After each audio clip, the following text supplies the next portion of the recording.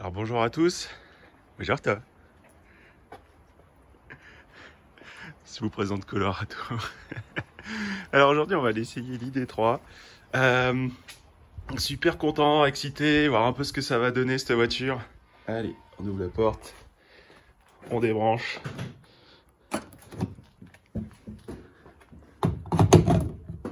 Et c'est parti. Allez, aujourd'hui il fait froid.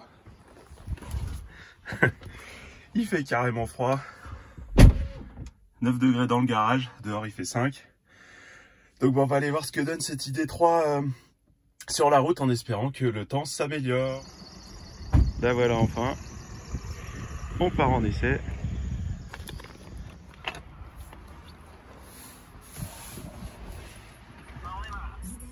Alors, hop.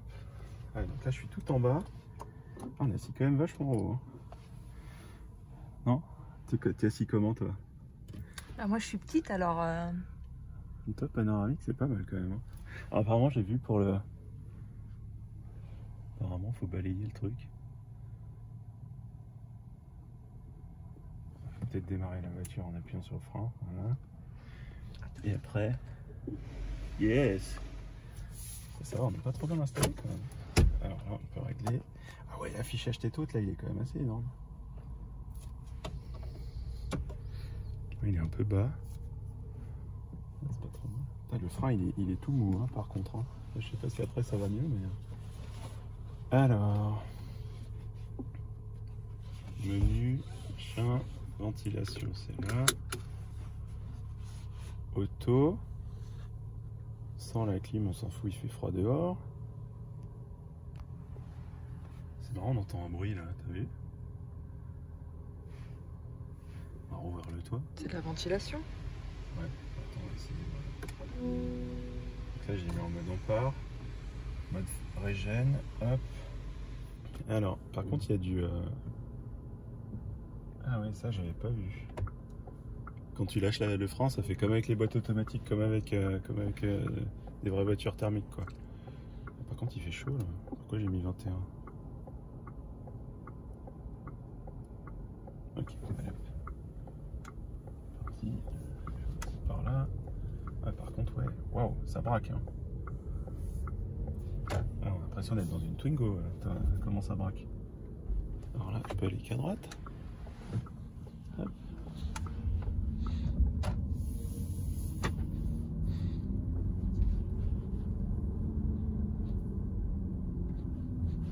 C'est marrant le petit bruit là de.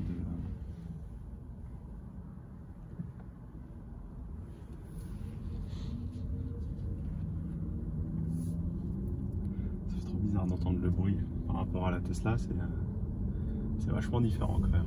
La direction est très douce. Par contre le rétro, ouais, là, il me gêne un peu au niveau de la visibilité. Je suis quand même grand, je fais 1m86. Enfin, c'est ce que je crois. Oui, 1m86. Alors l'affichage tête haute, franchement, il est super. On voit super bien. Il dit que je roule à 50, limitation de vitesse 80, j'en sais rien si c'est vrai, même si ça pourrait vraiment l'air d'être le cas, pour être très honnête.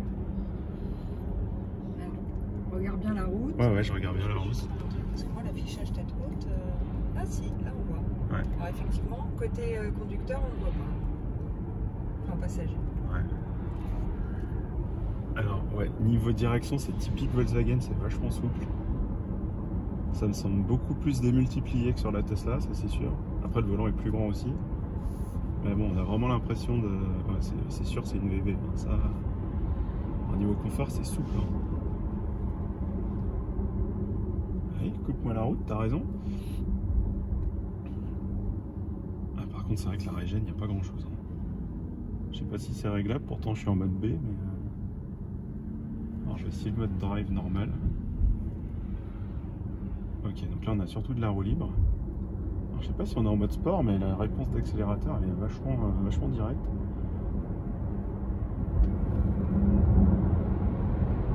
C'est pas bien quand même. Hein.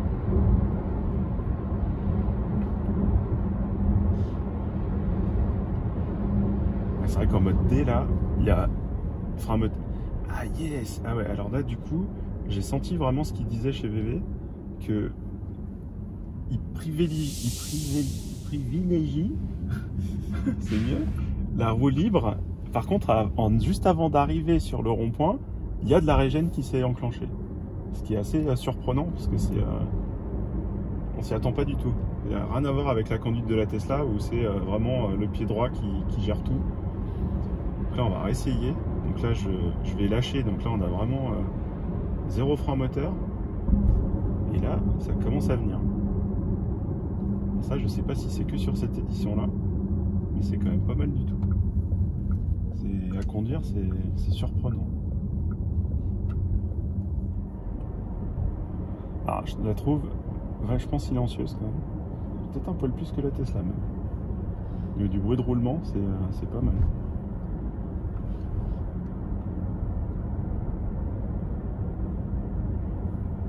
C'est un bruit de vent, bruit de roulement, c'est pas mal du tout.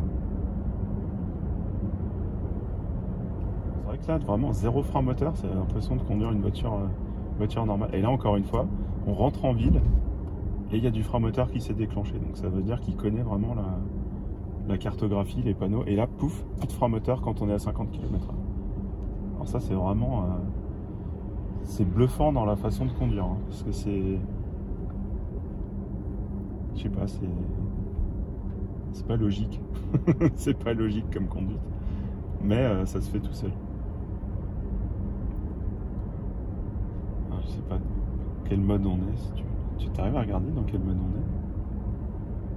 Mais regarde, c'est ouf ça. Avant un virage, la voiture elle freine toute seule. J'ai rien touché. Hein. Et là encore, on est en descente. Et elle me met de la régène. Ça c'est quand même la façon de gérer la régénération en mode D. Elle est surprenante.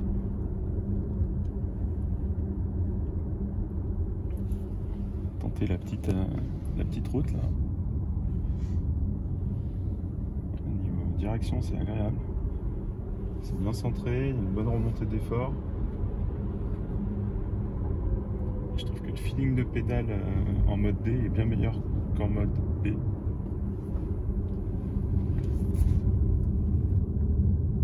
Waouh, on a un beau château là. Regarde. On découvre des endroits qu'on ne connaît pas du tout.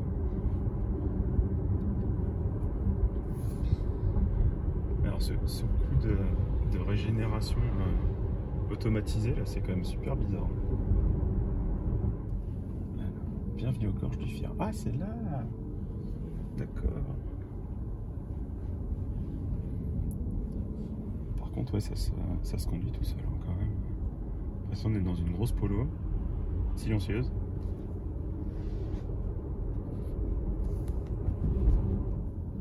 Ah, vu que là, on vous roule pas vite, on entend à nouveau le bruit pour les piétons. Et là. On fait notre demi-tour. Là, je sais pas si on voit tout devant une espèce de truc rose. Là, si on... Ouais. Alors ça nous dit qu'on peut y aller. Alors je sais pas si elle a la vue 3D la voiture. Alors, c'est quoi ça? Ah, c'est pour caméra de recul. D'accord. Non, elle a pas le 3D. On peut régler les couleurs de la caméra, c'est pas mal. Alors ça, c'est rigolo ça. Ah, c'est pas disponible encore, mais normalement c'est une caméra qui a un spray pour la nettoyer. Quand il fait pas beau, qu'elle est dégueu, on peut lui mettre un coup de spray. Comme sur l'Audi e-tron. Ouais, c'est pas trop mal. Bon après, vraiment, il y a vraiment des fonctions qui doivent déverrouiller. Comme ils avaient dit, hein, le logiciel il est pas à jour encore. Ils ont préféré vendre les voitures et commencer à les écouler. Parce que celle-là, normalement, ça fait quasiment 1 an qu'elle est fabriquée, en fait. Hein. Elle était sur un parking pendant un bon moment. Alors, on peut partir. Franchement, le creep, là, on se déshabitue très vite de ne pas l'avoir. Alors après, pour les gens qui ont des voitures, on va dire, à boîte automatique traditionnelle, ça les changera pas beaucoup. Parce qu'il y a on va dire, il y a du rampage. Comme ça qu'on dit en français, si je ne me trompe pas. Et ouais, donc là, on est parti. Alors, direction plus souple. Vu qu'on n'est pas en mode sport, encore plus souple, j'ai envie de dire. puis on va quand même réessayer le mode B, voir ce que ça donne. Ok, donc là du coup, il y a du frein moteur dès qu'on lâche.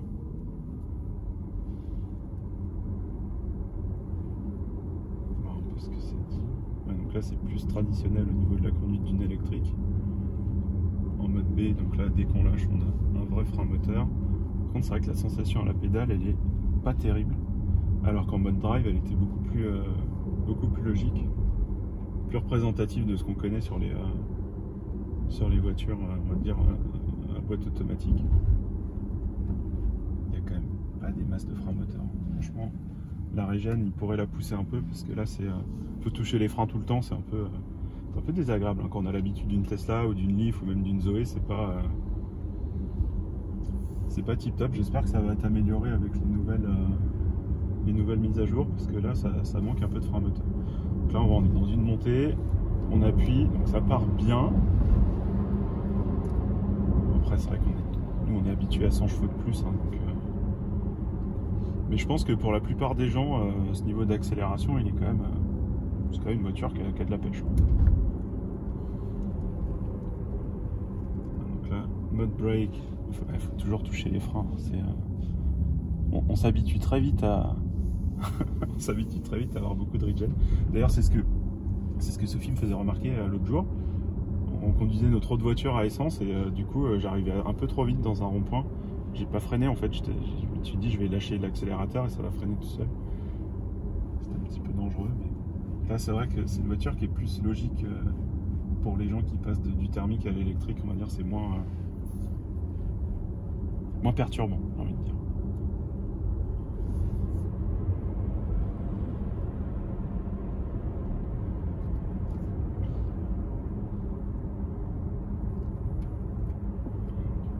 Sport, voir ce que ça donne. Ah, la direction elle est mieux en mode sport quand même. Il y a quand même plus de retour.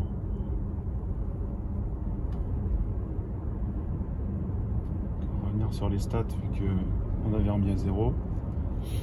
Alors, évidemment la consommation elle est astronomique parce qu'on est monté. On a pris une bonne montée là puis on accélère un peu. Par contre, ouais, l'assistant au changement de voie là, sur des petites routes, il est quand même assez intrusif. Si on va là sur le côté, sur la ligne blanche, voilà, il nous la corrige, donc c'est pas mal. Mais là, il me tourne tout seul le volant parce que je suis trop près à droite. C'est pas super. Je pense qu'on peut l'enlever ce machin. Mais je suis pas un grand fan quand on est sur une petite route de se faire corriger le volant parce que c'est vraiment désagréable.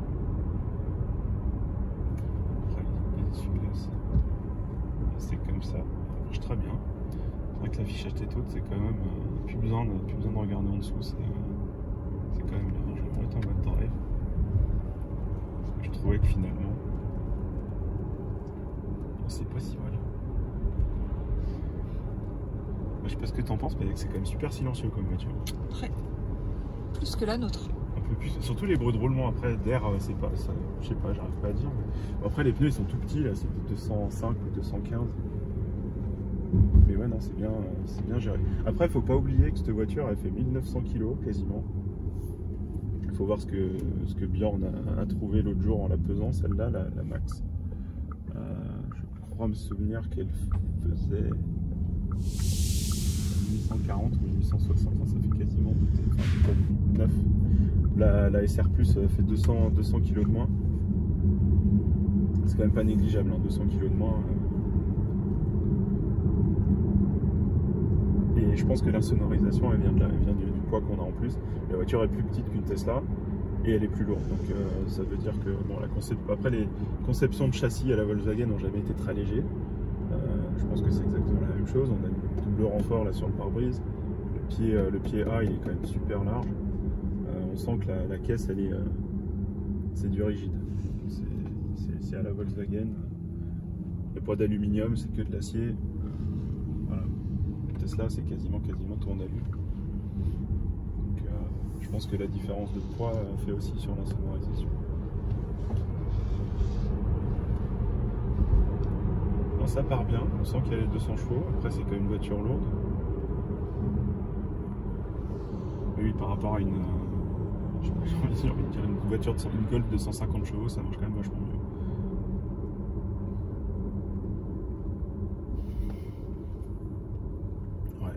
mode drive, je pense que pour ceux qui ont la possibilité de l'essayer, en fait, de pas se mettre en mode B automatiquement comme on a l'habitude de faire avec une voiture électrique, vraiment laisser sa chance au mode drive parce que il est assez intuitif. Je sais pas comment il fonctionne avec le radar ou avec peut-être une caméra quelque part, mais quand on est comme ça, là, on lâche, il y a quasiment pas de frein moteur.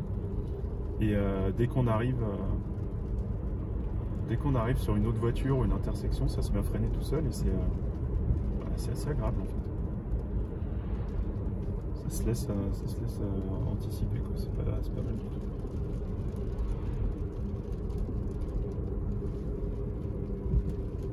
Donc là on est en mode éco, il y avait et puis en fait là on arrive sur une voiture, ça freine tout seul.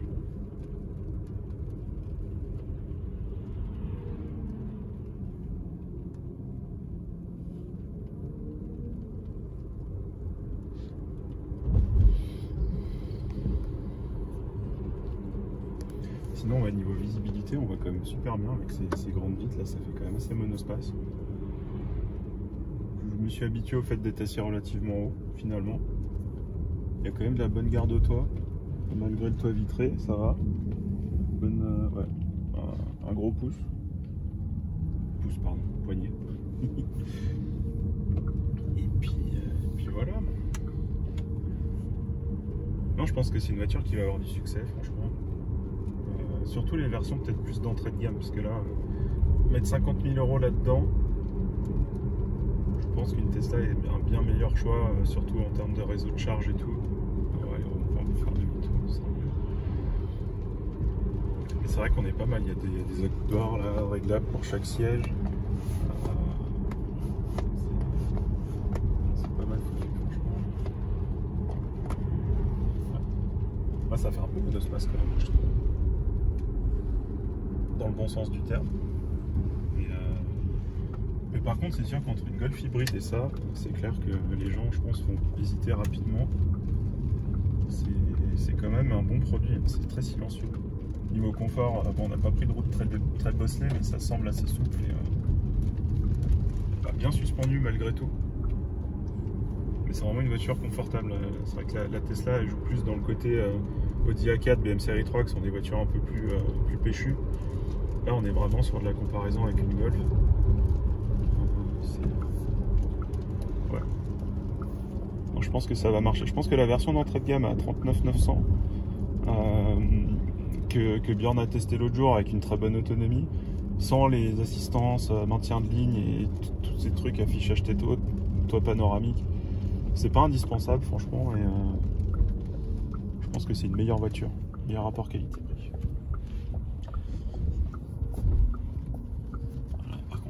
Diamètre de braquage, alors ça franchement c'est une tuerie. Pour ceux qui ont déjà conduit une Twingo, surtout les dernières, on n'est pas loin. On n'est pas loin. La caméra de recul elle marche pas mal, donc ça c'est vrai que les petites lignes jaunes c'est quand même cool pour voir où ça nous projette d'aller. Hop, on se met droit. Hop, tip top. Peut-être qu'il fallait plus reculer, mais bon, on verra. Eh ben, merci de nous avoir suivis sur cet essai. Puis n'hésitez pas à commenter, liker, souscrire, abonner. Et on se retrouve pour un prochain essai.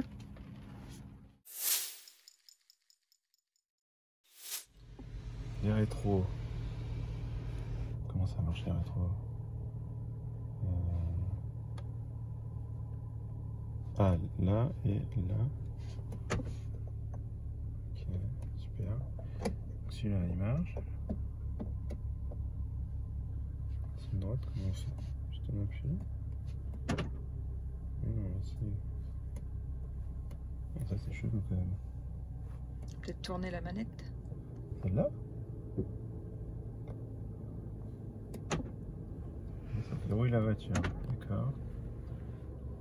Non, c'est pas très pratique cette histoire. Hein. Peut-être la tourner la manette. Ça comme ça? Ouais. Ah yes. Ah bah tu vois. On voit qu'il y en a une qui est plus axée sur la technologie que l'autre. Hein.